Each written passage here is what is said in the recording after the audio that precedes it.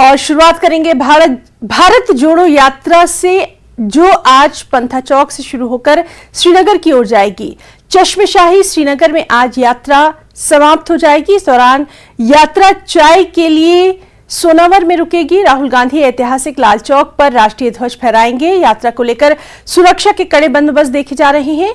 भारत जोड़ो यात्रा 155 दिनों में 4000 किलोमीटर से अधिक की दूरी तय कर चुकी है।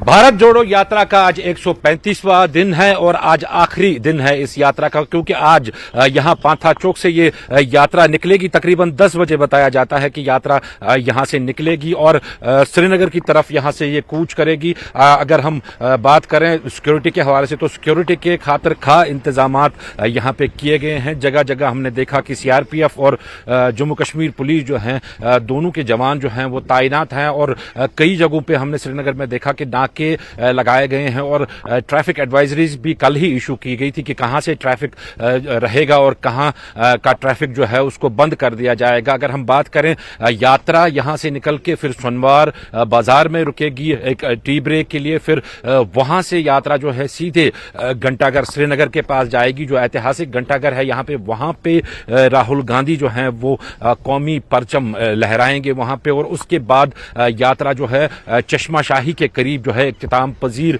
होगी। अभी तक की अगर हम बात करें तो हमने देखा कि जो जितने भी रीजनल लीडर्स हैं, जिनमें सरफहरिस्त जो हैं डॉक्टर फारूक अब्दुल्ला आते हैं, नेशनल कॉन्फ्रेंस के सदर और नायब सदर उमर अब्दुल्ला और पीडीपी की सदर महबूबा मुफ्ती, ये सारे अभी तक इस रैली का हिस्सा बने हैं, इस यात्रा का हिस्सा बने हैं। और साथ ही में कल प्रियंका गांधी वाड्रा ने भी इस यात्रा को ज्वाइन किया यहाँ लखपत पुलवामा से, और वो भी अपने भाई के हमरा जो है यहाँ यात्रा में पार्ट लेने के लिए आई। अगर हम बात करें कल के प्रोग्राम से, तो कल जो राहुल गांधी की एक मेगा रैली होने जा रही है श्री कश्मीर स्टेडियम में, उसके हवाले से पूरी तैयारियां मुकम्मल कर दी गई हैं। सिक्योरिटी अगर हम बात करें, खासतौर सिक्योरिटी के चाको चौबंद बंदोबस्त यहाँ किए गए थे, क्योंकि एक दिन पहले कांग्रेस ने ये इल्जामात लगाए थे कि सिक्योरिटी माकूल न होने की वजह से राहुल गांधी को इस यात्रा को कंटिन्यू करने में कठिनाइयां आ रही हैं। यहाँ पे मैं थोड़ा विजुअल्स में आपको इस साइड से भी दिखाऊंगा कि जिस तरफ से अभी राहुल गांधी जहां पे स्टे कर रहे हैं, वहां की ओर जो है गाड़ियों को इजाजत नहीं दी जा रही है। पांथा चौक का ये यात्री ट्रांजिट कैंप है यहाँ पे, जहां पे राहुल गांधी अपने कंटेनर्स में ठहरे हुए हैं और बाकी भी जो उनके साथ लीडरान हैं या बाकी जो उनके हमरा जो इस यात्रा में शामिल रहे वो भी उनके साथ हैं। तो कुल मिला के देखें तो एक हिस्ट्री आज यहाँ पे रचने जा रही है, क्योंकि कन्याकुमारी से ये यात्रा चली थी और तकरीबन 4000 किलोमीटर तय करने के बाद ये आज अपनी मंजिल यहाँ श्रीनगर के चश्माशाही पे पहुंचेगी। तो एक ऐतिहासिक एक घड़ी है, न सिर्फ पूरे मुल्क के लिए बल्कि कश्मीर के लिए भी। कैमरामैन फिरोज वानी के साथ परवेज भट्ट, नेटवर्क 18 श्रीनगर। भारत जोड़ो यात्रा अब से थोड़ी देर बाद पांथा चौक से श्रीनगर की ओर जो है वो शुरू हो जाएगी। 11:30 बजे टी ब्रेक के लिए वो सोनवार चौक में रुकेंगे और उसके बाद 12 बजे जो है तवारीखी घंटाघर में फ्लैग होस्टिंग होगी। और यहाँ पे आप देख सकते हैं कि सुरक्षा के कड़े बंदोबस्त किए गए हैं और राहुल गांधी के जो पोस्टर्स है और फोटोज़ है वो यहाँ पे लगे हुए हैं। इसके अलावा जो है पुलिस और सीआरपीएफ की एक्स्ट्रा डिप्लॉयमेंट यहाँ पे तैनात की गई है ताकि कोई अनटोवर्ड इंसिडेंट यहाँ सामने ना आए। आप देख सकते हैं कि यहाँ पे एक्स्ट्रा जो है वो डिप्लॉयमेंट तैनात की गई है। जो ट्रैफिक है उसको भी दूसरे रोड्स की ओर जो है वो डाइवर्ट किया गया है। और कुल मिला के अगर हम देखें तो लाल चौक को दुल्हन की तरह सजाया गया है, ताकि जब राहुल गांधी यहाँ पे आए तो वो यहाँ पे फ्लैग होस्टिंग करे। और साथ ही साथ अगर हम घंटाघर की बात करें तो एक तवारीखी घंटाघर है, इसको श्रीनगर का कॉमर्शियल हब भी माना जाता है। और यहाँ पे राहुल गांधी 12 बजे जो है वो फ्लैग होस्टिंग करेंगे और इसे ही वजह है कि इसको यहाँ पे जो है वो दुल्हन की तरह सजाया गया है। इसके साथ साथ अगर हम देखें तो यहाँ पे लगातार जो है वो हर जगह पे जो है वो सुरक्षा के कड़े बंदोबस्त देखने को मिल रहे हैं। और ना सिर्फ यहाँ लाल चौक में बल्कि लाल चौक के आसपास भी जितने भी चौक्स हैं वहाँ पे भी सुरक्षा के कड़े बंदोबस्त है, क्योंकि राहुल गांधी आज जो है वो यहाँ घंटाघर पहुँच रहे हैं। उसके बाद जो है वो चश्मशाही रोड पे भी थोड़ा सा रुकेंगे और उसके बाद शाम को 6 बजे जो है वो श्रीनगर के ताज विमंता में उनका डिनर है, जो कि कांग्रेस के प्रेसिडेंट मल्लिकार्जुन ने होस्ट किया है। तो कुल मिला के अगर हम देखें तो राहुल गांधी आज जो है वो श्रीनगर में ही रहेंगे और श्रीनगर में यही वजह है कि सुरक्षा के कड़े बंदोबस्त बंदोबस्त हर जगह देखने को मिल रहे हैं। आफाक शाह के साथ रईस मागरे, नेटवर्क 18 श्रीनगर। हमारे साथ मौजूद हैं हमारे साथी परवेज भट्ट जो कि लगातार हमें अपडेट दे रहे हैं। परवेज, इस वक्त की जानकारी चाहेंगे आप यात्रा के ताल्लुक से? बिल्कुल हिना, मैं आपको बता दूं, आपसे कुछ देर में ही जो है यात्रा शुरू होने जा रही है। यहाँ पांथा चौक से हमने देखा कि प्रियंका गांधी वाड्रा जो है वो पहुंच गई है यहाँ वेन्यू पे, और अब से कुछ देर में जो है राहुल गांधी आ रहे हैं यहाँ पे, और उसके बाद ही जो ये मार्च है, जो ये यात्रा है, आज अपने आखिरी चरण में श्रीनगर की तरफ कूच करेगी। दूसरी ओर अगर हम बात करें, काफी सारे दिग्गज नेता जो हैं, जो लीडर्स हैं, वो आज इस रैली का हिस्सा बनने जा रहे हैं, जिसमें मल्लिकार्जुन खड़गे हैं, जिसमें हिमाचल के सीएम सुखविंदर सिंह सुक्खू है, और भी कई सारे लीडर्स है, जयराम रमेश है, दिग्विजय सिंह है, और सबसे बड़ी बात जो है राहुल गांधी और प्रियंका गांधी दोनों भाई बहन इस यात्रा में आज शामिल होंगे। और साथ में जो रीजनल पॉलिटिकल पार्टीज है, उनमें बताया जाता है कि अभी जराये के हवाले से खबर ये है कि नेशनल कॉन्फ्रेंस के सदर डॉक्टर फारूक अब्दुल्ला कुछ देर तक इस यात्रा का साथ दे सकते हैं, इस यात्रा में चल सकते हैं। अगर हम बात करें यात्रा के प्रोग्राम के हवाले से, यहाँ से ये यात्रा निकल के आज जब तक जो हमें बताया गया, आज ज्यादातर पद यात्रा ही रहेगी, और कुछ देर चलने के बाद जो है ये यात्रा सोनवार मार्केट में हॉल्ट करेगी, और वहां पे एक छोटा सा वक्फा रहेगा टी ब्रेक के लिए, और वहां से ये यात्रा दो हिस्सों में बट के एक हिस्सा जो है वो चश्मा शाही की तरफ जाएगा, और बाकी जो कुछ लीडर्स को सिक्योरिटी रीजंस की वजह से कुछ लीडर्स को इजाजत दी गई है कि वो लाल चौक घंटाघर के पास जाएं और वहां flag hosting, national flag host करें वहां पे, जो कि एक ऐतिहासिक घड़ी मानी जा सकती है यहाँ पे जम्मू कश्मीर की तारीख में। दूसरी ओर अगर हम बात करें, सिक्योरिटी वगैरह अप टू डेट रखी गई है, इस बार ये कड़े इंतजाम हैं, न सिर्फ जम्मू कश्मीर पुलिस और सीआरपीएफ बल्कि ट्रैफिक अमला भी जो है वो भी लगा हुआ है इस यात्रा को मैनेज करने में, क्योंकि जैसा हम अपने नाज़रीन को बताते आ रहे हैं कि ये जो 3-4-5 किलोमीटर जो है ये श्रीनगर तक काफी सेंसिटिव एरिया है, ये काफी कंजेस्टेड भी है, क्योंकि दोनों साइडों से आबादी है। पहले ये यात्रा जो है नेशनल हाईवे पे चल रही थी तो आबादी बहुत कम थी, लेकिन अब ये टाउन एरियाज में जा रही है, और दोनों तरफ से गुंजान आबादी है, और मुकामी लोग भी सड़कों के बाहर निकले हैं, और वो भी राहुल गांधी और इस यात्रा के चलने का इंतजार कर रहे हैं। तो इस वजह से काफी डिफिकल्ट सिचुएशन है सिक्योरिटी के हवाले से, लेकिन इंतजाम पुख्ता किया गया है। मैं आपको अपने नाज़रीन को ये अपडेट दे दूं कि यात्रा शुरू हो गई है। अब यहाँ से निकल रहे हैं जो यात्री हैं, इसमें काफी सारे लीडर्स जो हैं वो शामिल हैं। जो सिक्योरिटी की वजह से जो जैमर्स लगे हैं उस वजह से हम अपने नाज़रीन तक लाइव तस्वीरें नहीं पहुंचा रहे हैं, लेकिन यात्रा यहाँ पे शुरू हो गई है, और ये ऐतिहासिक दिन है आज कांग्रेस के लिए, क्योंकि आज ये यात्रा जो है अपने आखिरी चरण में आज इख्तिताम पजीर होगी, और 135 दिन ये यात्रा चलने के बाद तकरीबन 4000 किलोमीटर तय करने के बाद आज श्रीनगर के चश्मा शाही एरिया में जो है ये यात्रा एंड होगी, और उसके बाद कल जो है राहुल गांधी एक मेगा रैली से खिताब करेंगे। पहले वो बिल्कुल परवेज, और इस बेहद अहम खबर पर लगातार नजर बनी हुई है। बहुत बहुत शुक्रिया आपका तमाम तर अपडेट देने के लिए। और एक और अहम खबर जिस पर लगातार नजर बनी हुई है, जम्मू कश्मीर से ये खबर है, जहां हुर्रियत राजबाग का दफ्तर आज सील कर दिया जाएगा। आज एनआईए ये अहम कार्रवाई करेगी। आपको बताएं कि इसे यूएपीए एक्ट के तहत सील किया जाएगा। दिल्ली की एक अदालत ने इस दफ्तर को सील करने का आदेश दिया है। एनआईए ने अलगाववादी नेता नईम अहमद की जांच की थी। नईम 2007 से ही न्यायिक हिरासत में है। हमारे साथ एक बार फिर से मौजूद है हमारे साथी फजा जैनब। फजा, इस वक्त की आपसे डिटेल्स चाहेंगे, क्या कुछ वहां पर तस्वीरें नजर आ रही हैं? जी बिल्कुल हिना, आपको बता दें कि हम अभी इस वक्त जो है वहीं हुर्रियत ऑफिस के बिल्कुल सामने मौजूद है। अभी जो है यहाँ पर पूरी मीडिया जमा हो चुकी है, यहाँ पर आसपास जो है लोग भी जमा हो चुके हैं, क्योंकि कल ही ये खबर आई थी कि एनआईए कोर्ट जो है आज इस ऑफिस को जो है सीज करेंगे, इस ऑफिस को अटैच करेंगे और अपनी तहवील में लेंगे। और आपको बता दें उस कार्रवाई को लेके जो है यहाँ पर अभी जो है अभी तक एडमिनिस्ट्रेशन की तरफ से कोई नहीं आया है, लेकिन बताया ये जा रहा है कि अभी कुछ ही देर में यहाँ पर एडमिनिस्ट्रेशन आके जो है एनआईए की तरफ से इसको अटैच किया जाएगा, एनआई की तरफ से जो है इसको सील किया जाएगा। आपको बता दें, जिस तरीके से आपने कहा कि नईम अहमद खान जो है उनका मिलिटेंसी से जो है वाबस्तगी रही है, और एनआई ने जिस तरीके से कहा है कि उनका कश्मीर अनरेस्ट में जो है हाथ रहा है, और हाल फिलहाल में जो है उनकी बेल भी डिसमिस की गई। एडिशनल सेशन जज जो है शैलेंद्र मलिक, उन्होंने ये ऑर्डर पास किया है जिसमें उन्होंने ये स्टेट किया है ये जो ऑल पार्टीज हुर्रियत कॉन्फ्रेंस का ऑफिस है, इस ऑफिस को इस्तेमाल किया जाता था हुर्रियत कॉन्फ्रेंस की तरफ से मीटिंग्स के लिए। यहां पे जो है प्रोटेस्ट स्ट्रैटेजाइज किए जाते थे, स्टोन पेल्टिंग को लेके जो है यहां पर यूथ को रिक्रूट किया जाता था ताकि कश्मीर वैली में अनरेस्ट क्रिएट हो।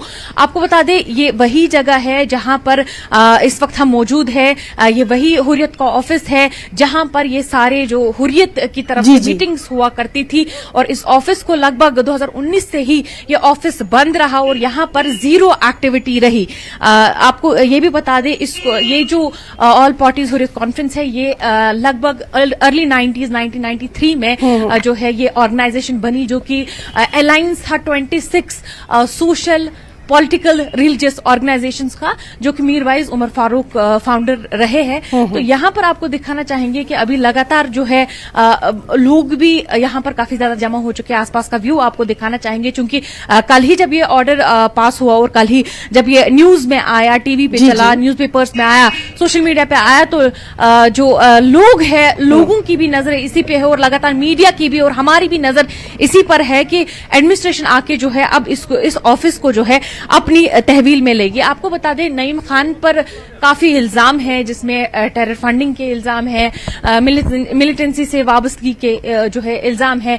यही नहीं, एक बार जो है उनका स्टिंग ऑपरेशन हुआ था जिसमें उन्होंने एडमिट किया था कि कश्मीर अनरेस्ट में उनका हाथ है।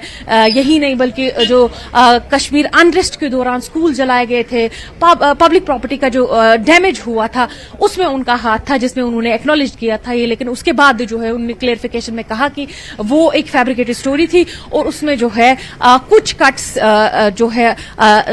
क्रॉप करके चलाया गया है। इसमें आपको ये भी बता दें, उसके बाद नईम खान जो है सईद अली शाह गिलानी की तरफ से, चूंकि वो फिर यहाँ चेयरमैन रहे सईद अली शाह गिलानी, तो उसकी तरफ से जो है नईम खान को सस्पेंड भी कर दिया गया। और सईद अली शाह गिलानी ने उस पर क्लियरिफिकेशन दिया कि 2016 का जो अनरेस्ट था वो अनरेस्ट इंस्टिगेटेड अनरेस्ट नहीं था और किसी तरीके की जो कि फंडिंग उसमें नहीं, इन्वॉल्वमेंट नहीं थी। लेकिन वहीं अगर एनआई का स्टेटमेंट देखें तो उसमें क्लियरली मेंशन किया गया है कि इस ऑफिस को यूज किया गया है मीटिंग्स के लिए, इस ऑफिस को यूज किया गया है प्रोटेस्टर्स को जो स्ट्रेटेजाइज करने के लिए, इस ऑफिस को यूज किया गया है जो स्टोन पेल्टिंग होती थी सिक्योरिटी फोर्सेस के को जो है सिक्योरिटी फोर्सेस के साथ जो स्टोन पेल्टिंग की जाती थी, या यंगस्टर्स को जो वर्गलाया जाता था, या यंगस्टर्स को जो यूथ को अनलॉफुल एक्टिविटीज में इन्वॉल्व किया जाता था, वो सारी चीजें जो है वो यहीं पे डिस्कस होती थी। लेकिन उसके बाद हमने देखा कि 2019 जो कि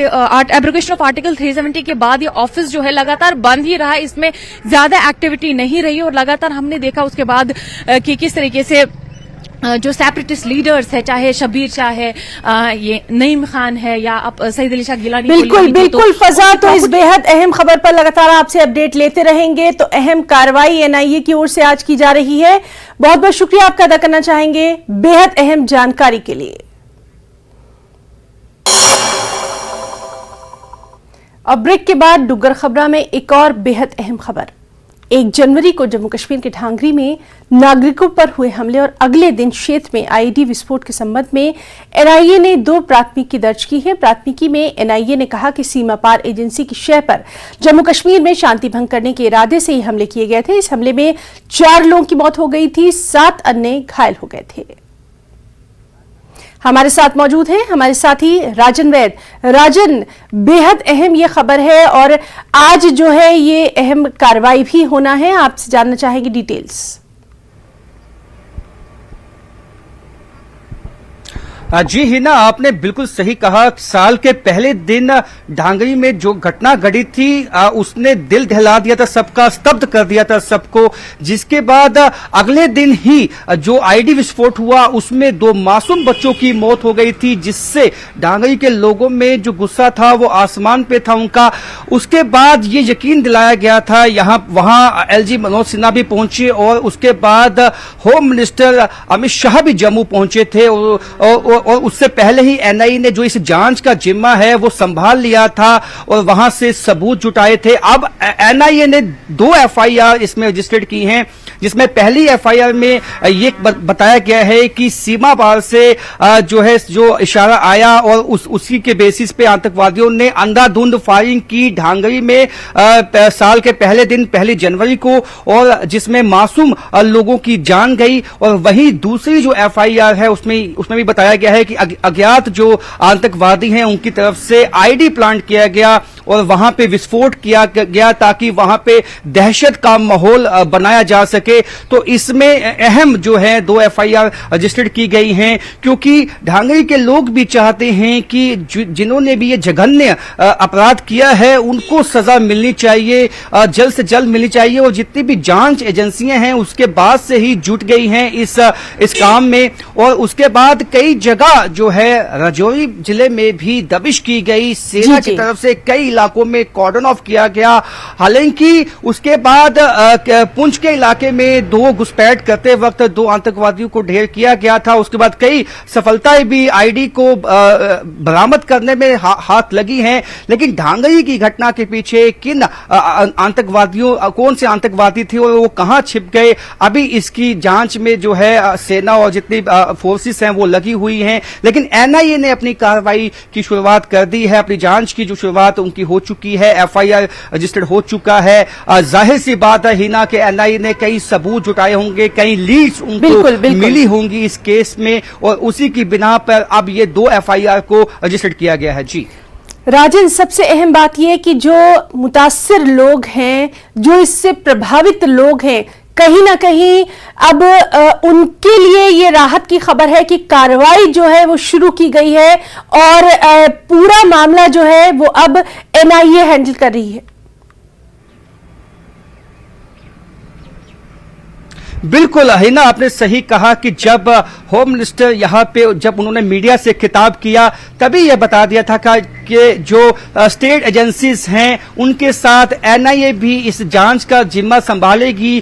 तो एनआईए के साथ जो तमाम एजेंसीज हैं वो इसमें इस जांच में शामिल हैं। और उसके बाद जो जम्मू में भी नरवाल में जो ब्लास्ट हुए उसमें भी स्टेट एजेंसीज के साथ एनआईए शामिल हो चुकी है। तो ऐसे में जो जिस तरह का मॉडस ऑपरेंडी पाकिस्तान ने इस वक्त अपनाया हुआ है, जिस तरह से अटैक करने के बाद ये आतंकवादी छुप जाते हैं, भाग जाते हैं, उस मॉडस ऑपरेंडी को ब्रेक करने के लिए, तोड़ने के लिए जो है एक फुल प्रूफ जो प्लान है वो जांच एजेंसियों ने बनाया होगा। हालांकि उसको मीडिया से साझा नहीं किया जाता है, लेकिन कहीं ना कहीं जिस तरह से एफआईआर दर्ज की गई है, कई अहम सबूत जुटाए गए। उसके बाद डांगरी और राजौरी से कई लोगों को डिटेन किया गया था क्वेश्चनिंग के लिए, और कई अहम जो इसमें संकेत हैं, सुराग हैं, वो सामने आए होंगे। जाहिर सी बात है एनआईए के जांच एजेंसियों के, जिसके बाद अब जो एनआईए है वो इस कोशिश में है कि जल्द से जल्द उन लोगों को पकड़ा जाए या कोई ओजीडब्ल्यू या जो लोकल सपोर्ट है उनको भी बेनकाब किया जाए, ताकि डांगरी या कई ऐसे अन्य इलाकों में ऐसी घटना भविष्य में ना हो पाए। जी हिना।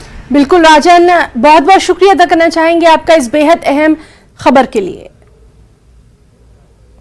सियाहती मुकाम गुलमर्ग में रेस्क्यू टीम ने नॉर्वे से ताल्लुक रखने वाले गुमशुदा एक गैर मुल्की स्कायर्स को बचाया। ये सैलानी गुलमर्ग के कंगदूरी से स्कीइंग के लिए यहां गए थे और वापसी पर वो ट्रैक का रास्ता भूल गए थे। भारी बर्फबारी में खरनाला के जंगलात और द्रंग के बीच में वो फंस गए थे। इत्तला मिलते ही Gulmarg skiing patrolling team, gondola cable car, महकमा सियाहत, गुलमर्ग एडवेंचर एकेडमी के मुश्तरका रेस्क्यू टीमों ने इस सयाह को बचाया। इनकी बाजियाबी के लिए रेस्क्यू शुरू किया और ढूंढते ढूंढते रेस्क्यू टीम ने इस स्कायर्स को द्रंग और खरनाला के बीच में पाया। उन्हें फिर बहिफाजत वापस लाया गया। गैर मुल्की सयाह ने बरवक्त मदद के लिए रेस्क्यू टीम और तमाम लोगों का बेहद शुक्रिया अदा किया है। उत्तर एसएसपी बारामूला ने रेस्क्यू टीमों के इस कार्य की बेहद प्रशंसा की है और उनके हक में नकद इनाम का भी ऐलान किया गया है। Got information this evening 4:30 from the wind that the experience was an amazingly long walk and a very good ending. And yeah, I mean, I lost mobile net in the middle, and I had only like a few percentage battery left. I had to turn it off until I walked for 2 hours before I got in touch with you guys again, and then on the top I turned it on and we got in touch again.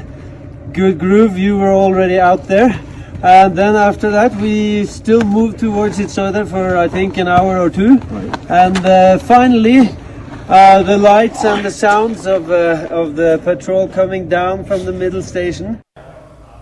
Kathua जिले के युवाओं को startup की ओर आकर्षित करने और innovative ideas को नई दिशा देने के उद्देश्य से IIIM जम्मू द्वारा डिग्री कॉलेज कठुआ में युवा स्टार्टअप प्रदर्शनी लगाई गई। इसकी शुरुआत केंद्रीय मंत्री डॉक्टर जितेंद्र सिंह ने की। इस दौरान उन्होंने कहा कि ऐसे कार्यक्रमों से युवाओं को आत्मनिर्भर बनने के लिए प्रेरित किया जा सकता है। जैसा कि आप सब जानते हैं कि प्रधानमंत्री श्री नरेंद्र मोदी जी ने स्टार्टअप मूवमेंट को एक विशेष प्राथमिकता और बल दिया है और सन 2015 में स्वतंत्रता दिवस के अपने संबोधन में लाल किले के परिसर से उन्होंने कहा था स्टार्टअप इंडिया स्टैंडअप इंडिया। उस आह्वान का ये परिणाम है कि 2014 से पहले भारतवर्ष में स्टार्टअप्स की संख्या पूरे देश में कुल मिलाकर के 350-400 से अधिक नहीं थी। अब ये बढ़ करके 80,000 से अधिक हो गई और 100 से अधिक हमारे यूनिकॉर्न्स हैं, जिसका अर्थ रहता है कि 1 बिलियन एसेट का एक ग्रुप।